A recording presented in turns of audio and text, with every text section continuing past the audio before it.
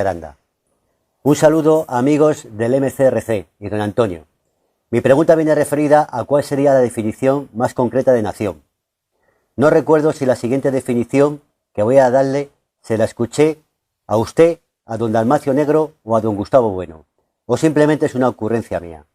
Pero me gustaría saber su opinión sobre ella y si se le puede añadir o eliminar algo. Nación es un concepto usado para referirse a un conjunto de personas que viven en sociedad y comparten una misma cultura, manifestada en un idioma, su religión y sus expresiones artísticas. Viven en un mismo espacio geográfico definido por fronteras y además comparten una misma historia en común. Muchas gracias por su gran labor de erudición y un saludo. Tiene el inconveniente la definición que propone de que es muy larga. Yo desde luego no la he definido así, ni tampoco recuerdo que sea Bueno o Dalmacio que la hayan definido así. Una nación, no, para elementos definitorios de la nación, no puede olvidarse nunca el principal, el etimológico, donde se ha nacido.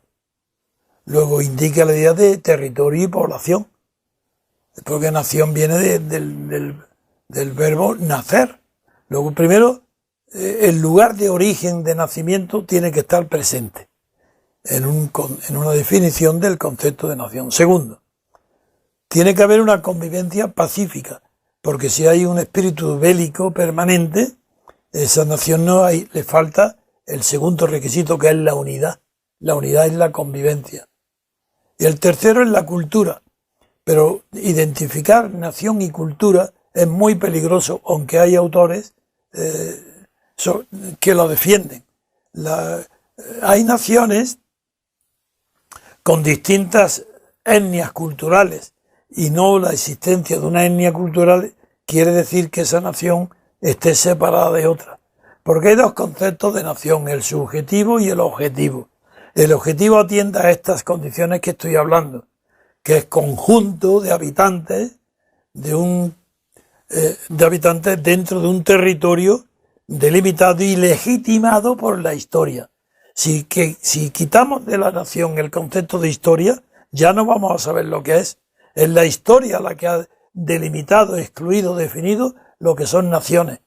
Del mismo modo que la lengua es un elemento muy importante para el concepto de nación, pero no puede reducirse la nación a la lengua, porque, por ejemplo, el español lo hablan los habitantes de varias naciones, o el inglés, lo mismo sucede con el inglés. Pero son elementos que hay que tener en cuenta, porque la nación lo definen siempre elementos objetivos, no la voluntad de vivir juntos. Eso no define a la nación. La nación la divide el hecho objetivo de que estén y viviendo juntos dentro de un territorio con unas fronteras delimitadas y sujetos a una sola autoridad estatal. Eso se puede definir una nación sin Estado, pero es muy difícil tener una idea de lo que es objetiva de lo que es una nación si no tienes en cuenta qué autoridad, salvo en la nación árabe. En los árabes es un concepto subjetivo o personal de la nación.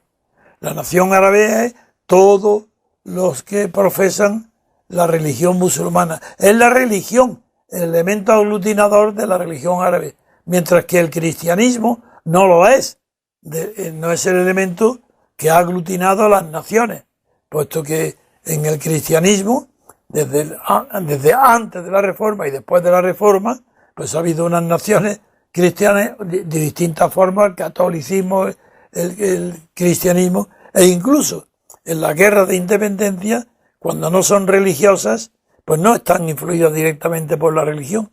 Así quiero decir que la definición de nación sería muy pretencioso de mi parte decir sin explicarlo a continuación cuál es el concepto que mejor la define. Desde luego, yo digo que el Estado es la personificación de la nación, lo que permite a la nación actuar en la vida pública, internacional, es el Estado.